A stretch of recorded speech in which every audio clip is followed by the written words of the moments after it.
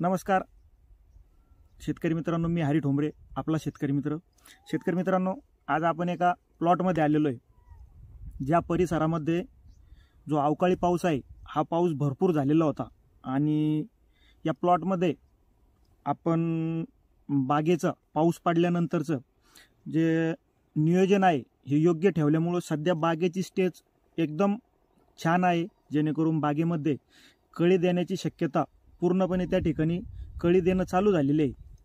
शेतकरी मित्रांनो, ज्या ज्या परिसरामध्ये शेतकऱ्यांच्या पाऊस भरपूर झालेला आहे, ज्या डाळिंबाच्या बागा 60% ताणावर होत्या, 40%, 60%, त्या बागांना आपण जवळजवळ सर्वांनाच छाटणी घ्यायला लावली, जेणेकरून पाऊस पडल्या अनेक शेतकऱ्यांनी छाटणी घेतली.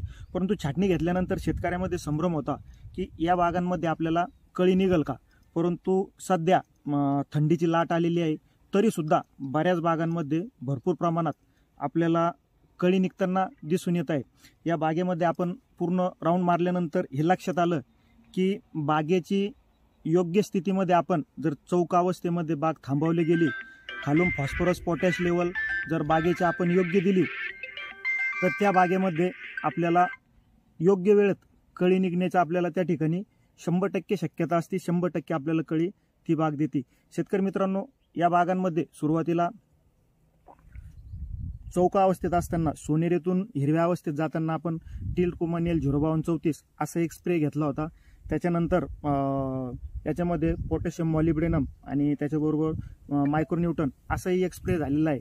आणि या बागेला खालून सुरुवातीच्या हाताला एक मायक्रोरायझा चांगल्या कंपनीचा आणि त्याच्यामध्ये 05234 हा ग्रेड दिलेला आहे. आणि दुसऱ्या हाताला अशा बागांमध्ये आपण 0050 आणि फॉस्फरिक ॲसिड, मात्र फॉस्फरिक ॲसिड घेताना आपण चांगले आणि योग्य कंपनीचं घ्यायचं आहे, जेणेकरून आपल्याला त्याचा पुरेपूर फायदा होईल. शेतकरी मित्रांनो, जर ज्या ज्या बागा ताणावर असतील त्या शेतकऱ्यांनी छाटणी करून बागा धरणं खूप गरजेचं आहे.